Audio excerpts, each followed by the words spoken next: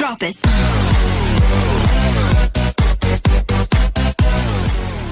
Hello guys, welcome back to my channel.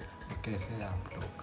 So guys, आज की जो वीडियो है अभी अभी आई हुई नई वीडियो है प्रशांत धवन सर की, जो वर्ल्ड अफेयर चैनल है उनकी वीडियो है। एक बड़े यूट्यूबर है और उनका चैनल का आप देख सकते हैं कि 1.56 मिलियन सब्सक्राइबर्स है। और उनकी वीडियोस मैं हर वक्त देखता हूँ क्योंकि मैं यूपीएससी की प्रिपरेशन करता हूँ। तो गाइस, एक बार मैं अभी मैंने स्टार्ट किया तो मैंने उनकी वीडियो बहुत देखी। तो अभी की लेटेस्ट वीडियो आई है 20 minutes ago, Indian domination, why most major companies have Indian CEO.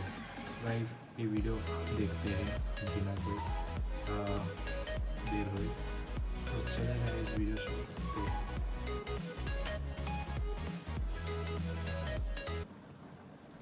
तो चलो शुरू करते वीडियो। नमस्कार and I welcome you all to world affairs. Now Prashant Dhawan. Now ये जो ट्वीट आप अपने सामने देख रहे हैं आज के समय वायरल हो चुकी है। यहाँ पर Patrick Collison, Patrick by the way मैं आपको ये बता दूं, ये सीईओ हैं ऑफ स्ट्राइप। स्ट्राइप अपने आप में बहुत बड़ी कंपनी है, पेमेंट्स रिलेटेड जो सॉफ्टवेयर है ये लोग डेवलप करते हैं। इन्होंने यहाँ पर ये कहा कि आज के समय गूगल, माइक्रोसॉफ्ट, एडोबी, IBM, पैलो ऑल्टो नेटवर्क्स, उसके अलावा अब तो ट्विटर भी, इन सब के जो चीफ एग्जीक्यूटिव ऑफिसर है, सीईओ, ये अब इंडियन हैं। मतलब कि जो इंडिया में पैदा हुए थे अब यूएस में आ चुके हैं। ये लोग अमेरिका की जो मेजर कंपनीज हैं इनको संभाल रहे हैं। और आगे कहते हैं कि बहुत अच्छा लगता है ये देखकर कि इंडिया ने कितनी सक्सेस हासिल करी है और अमेरिका कितनी अपॉर्चुनिटी देता है इमिग्रेंट्स को, बाहर के लोगों को अपने देश में आके काम करने के लिए। और इस ट्वीट के रिस्पॉन्स में दुनिया के जो सबसे अमीर व्यक्ति हैं इलॉन मस्क, इन्होंने भी ये कहा कि बिल्कुल यूएसए बहुत ज़्यादा बेनिफिट करता है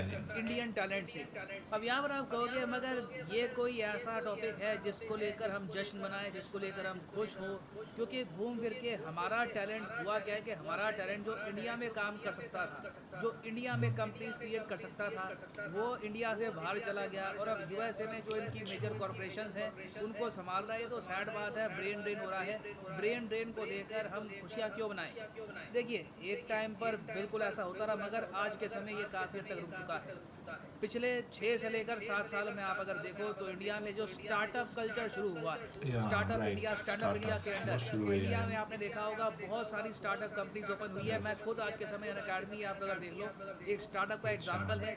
ऐसी बहुत सी स्टार्टअप कंपनीज इंडिया में खड़ी हुई हैं। आज के समय इनकी वैल्यूएशन बिलियंस ऑफ डॉलर्स में जा रही है। और धीरे धीरे अब हम देख रहे हैं कि इंडिया अपना टैलेंट रिटेन करने की तरफ फोकस कर रहा है। कई इंडियंस हैं जो बाहर जाने के सिवाय ये सोचते हैं कि क्यों ना इंडिया में हम एक बहुत बड़ी कंपनी बनाएं, हम इंडिया में ऐप्स डेवलप करें, इंडिया में कंपनीज बिल्ड करें। तो अब धीरे धीरे मैं कहूँगा उस एस्पेक्ट में इम्प्रूवमेंट आई है। मगर ज़्यादातर आज के समय जो यूएस कंपनीज के सीईओ आपको मिलेंगे वो इंडियन अमेरिकन एक्चुअली यूएसए पहुँच गए थे, या तो 1990s में, 1980s में, या फिर अर्ली 2000s में। और इस वीडियो में हम जानने की कोशिश करेंगे कि इंडियंस इतना ज़्यादा सक्सेसफुल कैसे हो गए यूएसए में। और एक बात को चाइनीज़ गवर्नमेंट का जो माउथ पीस है उसने भी इसके बारे में क्या कहा। पहले मैं आपको बता दूं कि आज के समय वो कौन कौन सी लीडिंग मेजर अमेरिकन कंपनीज हैं जिनके हेड बन चुके हैं इंडियन अमेरिकन। तो यहाँ पर अगर हम देखें, अभी रिसेंटली आपने सुना होगा पराग अग्रवाल ने जैक डॉर्सी को ऑल टुगेदर रिप्लेस कर दिया है as the CEO of Twitter. ये अपने आप में काफ़ी बड़ी अकॉम्प्लिशमेंट है।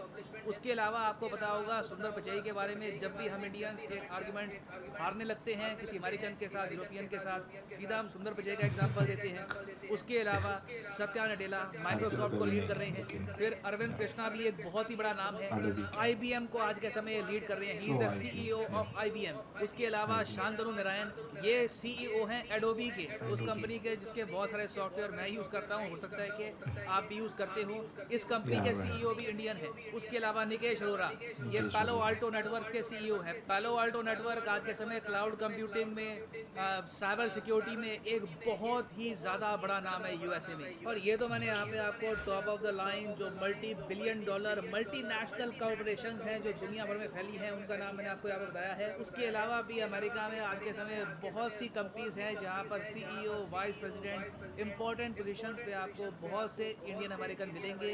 इवन दो इंडियन अमेरिकन की जो टोटल आप अगर आबादी देख लो यूएसए की टोटल पॉपुलेशन में, ये रफली 1% से लेकर 1.5% के आसपास है। तो ट्रिमेंडस सक्सेस हासिल करी है हमारे लोगों ने वहाँ पर जाकर। और एक बार को चाइना का जो सरकारी मीडिया है ग्लोबल टाइम्स 2018 में, इसने भी ये बात नोट करी थी। यहाँ पे आप देख पाओगे इन्होंने खुद कहा, चाइनीज लोगों ने ये खुद की असेसमेंट प्रॉपरली करते हैं काफी बार। इन्होंने कहा था कि इंडियंस ने कंप्लीटली आउट परफॉर्म कर दिया है चाइना को ओवरसीज कॉर्पोरेट मैनेजमेंट में। अब यहाँ पे आप कहोगे इसका रीज़न होगा ना, चाइना अपने जो होनहार लोग हैं उनको जाने नहीं देता। देखो कुछ केसेस में होता है, मेडिकल फील्ड में थोड़ा बहुत ऐसा होता है, मगर ओवरऑल आप अगर देखो यूएसए में सबसे ज़्यादा जो इमिग्रेंट्स हैं वो 3 देशों से आते हैं। नंबर 1 तो है मैक्सिको, मगर मैक्सिको से जो इमिग्रेशन होती है यूएसए में, इसमें से पहली बात तो बहुत सारी इलीगल तरीके से होती है। फिर उसके अलावा जो लीगल तरीके से भी होती है उसमें ज़्यादातर लोग वर्कर्स होते हैं, या तो खेती बाड़ी में हाथ बढ़ाते हैं या फिर ऑल टुगेदर स्किल्ड लेबर होता है, फैक्ट्री में काम करते हैं। कॉर्पोरेट लेवल के टॉप पर पहुंचने वाले मैक्सिकन जो यूएसए में गए हैं उनकी संख्या आपको बहुत ज़्यादा कम मिलेगी। फिर मैक्सिको के बाद सेकंड नंबर है चाइना का। बहुत से चाइनीज़ आज भी हर साल जाते हैं यूएसए में काम करने के लिए, कई चाइनीज़ यहीं पे बस जाते हैं। फिर तीसरे नंबर पे आता है इंडिया का नाम, मगर तब भी चाइना से पीछे रहकर भी आप देख रहे हैं ऑल टुगेदर इंडियंस ने कम्प्लीटली आउट परफॉर्म कर दिया है चाइनीज़ अमेरिकन को इन यूएस। और ये बात चाइना का ग्लोबल टाइम्स खुद एडमिट कर चुका है। और इन लोगों ने आगे ये भी कहा था कि इसका रीज़न ये है कि कॉर्पोरेट मैनेजमेंट में इंडियंस बहुत अच्छे हैं और चाइना को अपना खुद का जो होम ग्रोन टैलेंट है ये इम्प्रूव करना होगा अगर हमको कैचअप करना है। क्योंकि मैं आपको ये बता दूँ, अगर इतने सारे इंडियंस इंडिया से बाहर निकल के यूएसए में इतना कुछ अकॉम्प्लिश कर रहे हैं तो इसका मतलब ये है कि ओवरऑल इंडिया में बहुत से लीडर्स पैदा हो रहे हैं, बहुत से लोग पैदा हो रहे हैं जिनकी एक सोच है कि कंपनी को ग्रो कैसे करना है। ऐसे लोग कल को अगर इंडिया में काम करना स्टार्ट कर दें, जो हम देख रहे हैं कि आज के समय हो भी रहा है, तो उससे हो सकता है कि इंडिया में कल को मेजर कंपनीज खड़ी हों। नाउ यहाँ पर क्वेश्चन ये आएगा कि इंडियंस ने किस तरीके से मैक्सिकन, अमेरिकन और प्रीटी मच दुनिया भर के लोगों को बीट कर दिया, अफ्रीकन को बीट कर दिया, जापानीज लोगों को, रशियंस को। किसी भी नेशनलिटी की इतनी डोमिनेंस आपको नहीं मिलेगी दुनिया की टॉप कंपनीज में जितनी इंडियंस की है। तो इसका रीज़न क्या है? देखो रीज़न बहुत सारे हैं। नाउ सबसे बड़ा रीज़न तो यहाँ पर मैं ये कहूँगा कि इंग्लिश लैंग्वेज स्किल्स मैटर करती है। जो चाइनीज़ लोग जाते हैं चाइना से यूएसए में, उनकी लैंग्वेज स्किल्स उतनी ज़्यादा डेवलप होती नहीं है जितनी इंडियंस की होती है। बहुत से इंडियंस हैं जो आराम से अपनी इंग्लिश और ज़्यादा एक्सेंट के हिसाब से इम्प्रूव कर लेते हैं और आराम से अमेरिकन कॉर्पोरेट कल्चर में कम्युनिकेट कर पाते हैं। क्योंकि जब तक आप सामने वाले आदमी को अपनी बात सुनाओगे नहीं, बात नहीं कर पाओगे उससे प्रॉपरली, तब तक कैसे आप प्रमोशन पाओगे, कैसे आप कंपनी में अपने आइडिया शेयर करोगे। ये फैक्टर तो ये है। फिर एक और बहुत ही बड़ा फैक्टर है जो देखा गया है वेरियस कॉर्पोरेशंस में, परसवेरेंस। अब परसवेरेंस क्या होता है? परसवेरेंस होता है कि हार ना मानना, टिके रहना। ये बात इंडियंस में बिल्कुल मौजूद है और इसका मतलब ये नहीं है कि हम हार नहीं मानते, हम हारते नहीं हैं। कॉर्पोरेट कल्चर में इसका सिंपली मतलब ये है कि इंडियंस देखा गया है कि ज़्यादातर एक कंपनी के साथ ज़्यादा लॉयल रहते हैं बहुत ही लंबे समय तक। एक कंपनी के सीईओ बनने की वैसे काफ़ी रिक्वायरमेंट्स होती है, उनमें से एक बड़ी रिक्वायरमेंट ये भी है कि आप उस कंपनी के साथ बने रहें बहुत ही लंबे समय तक, स्पेशली जब आप एक इमिग्रेंट आप बाहर से आए हैं। वेराज देखा गया है कि रशियन जब जाते हैं यूएस में काम करने के लिए तो एक टाइम पर बहुत सी कंपनीज चेंज करती हैं, फ्रस्ट्रेट हो जाते हैं एक जगह काम कर करके। चाइनीज़ लोगों के साथ काफ़ी प्रॉब्लम होती है। इंडियंस उस मामले में मेंटली बहुत ज़्यादा टफ है, वेट करते हैं, दे परसवियर और धीरे धीरे कॉर्पोरेट लैडर क्लाइंब करते करते ये सीईओ बन जाते हैं। इसका एग्जांपल मैं आपको बताता हूँ। नडेला साहब आज के समय माइक्रोसॉफ्ट को लीड कर रहे हैं। ऐसा नहीं है कि रातों रात इनको कहीं से भी पकड़ के सीईओ बना दिया।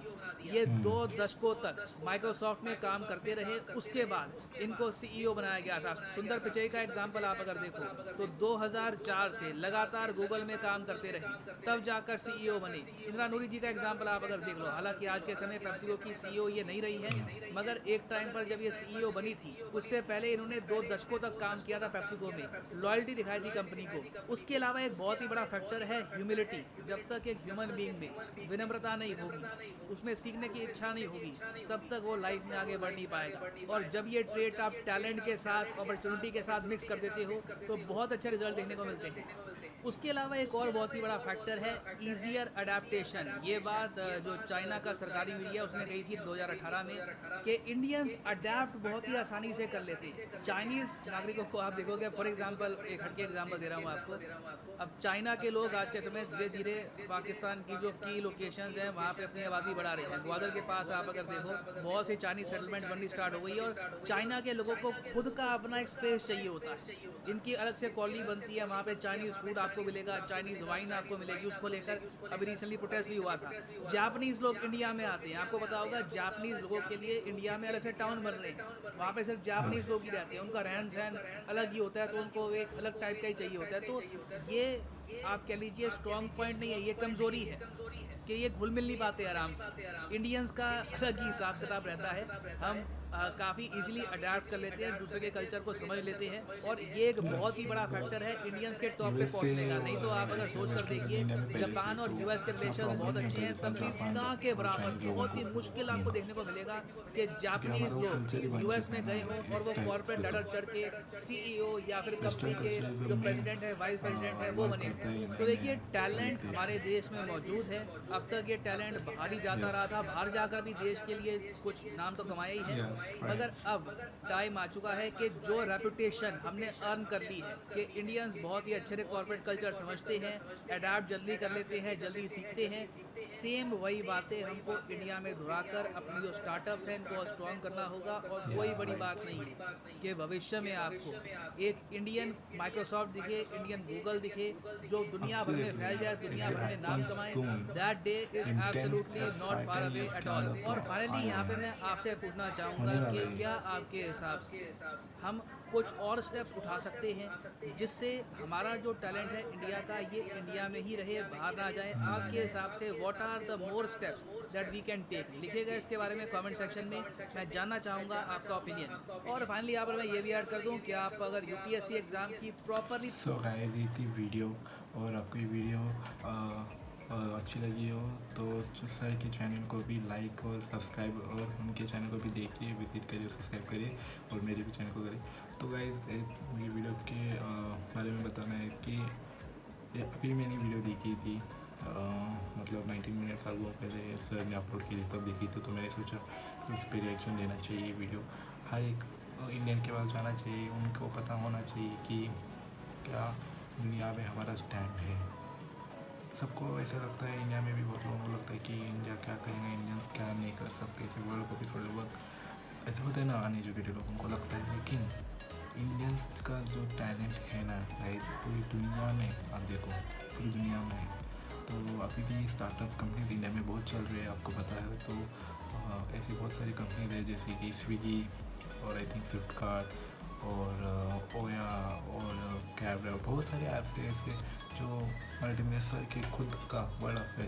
वो भी सर ने बताया कि वो खुद उन्होंने स्टार्टअप में चालू किया है। तो बहुत सारे लोग स्टार्टअप इंडिया में शुरू है। नंबर आई थिंक इंडिया का रैंक नंबर 1 या नंबर 2 है, मुझे पता नहीं इसमें, लेकिन इस मामले में अच्छा रैंकिंग है कि हम स्टार्टअप कंपनीज को प्रमोट कर रहे हैं। और भी गवर्नमेंट को चाहिए कि और करे, और लोग इंडिया के इधर ऐसे आना चाहिए, मतलब उनको अट्रैक्ट करना चाहिए। और नरेंद्र मोदी जो काम कर रहे हैं, जो इंडिया को ग्लोबली रिकॉग्नाइज कर रहे हैं कि इधर मैन्युफैक्चरिंग, हाँ इंडिया हर एक सेक्टर में आगे बढ़ रहा है। मैन्युफैक्चरिंग में देखिए, हम पहले असेंबल भी नहीं करते थे कुछ, लेकिन अभी असेंबल हो रहा है। असेंबल छोड़ो, मैन्युफैक्चरिंग भी हो रही है इंडिया में, और हर एक चीज़ इंडिया में हो रहा है। तो वो एक गाइस प्राउड की बात तो ज़रूर है इंडियंस के लिए। और वैसे सर की बोला कि जैसे कि हमें हमारा टैलेंट को नहीं जाना देना चाहिए बाहर देश, जैसे चाइना करता है। वो एक रियल बात है कि हमें हमारे टैलेंट को बचाना चाहिए। टैलेंट को बाहर देश यूज़ करते हैं, जैसे यूएस यूके हो, डेवलप्ड कंट्रीज, वेस्टर्न कंट्रीज, वो सब हमारे टैलेंट को ले लेते हैं और अपनी कंपनीज को बढ़ाते हैं। उससे हमारा देश का नाम तो होता है, हमारे लोगों का नाम होता है, लेकिन हमारा जो टैलेंट चाहिए वो जाता है। तो इस बात के लिए गवर्नमेंट को कुछ करना चाहिए। यहाँ पर स्टार्टअप से अभी हो रहा है, और आगे भी थोड़े 10 साल लगेंगे और भी, जैसे कि ऐसे वक्त होता रहेगा तो एक दिन ऐसा आएगा कि पूरी दुनिया से लोग इंडिया आएंगे।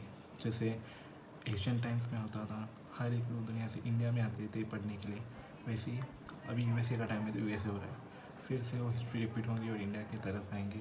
तो गाइस ये थी वीडियो, बहुत ही अच्छी वीडियो थी, सर ने बहुत अच्छे से एक्सप्लेन किया है। और आपको अच्छी लगी हो, इन्फॉर्मेटिव लगी हो तो मुझे ज़रूर बताइए कमेंट सेक्शन में। और ऐसी वीडियोज़ के लिए मुझे सब्सक्राइब, लाइक और शेयर ज़रूर करें। Thank you.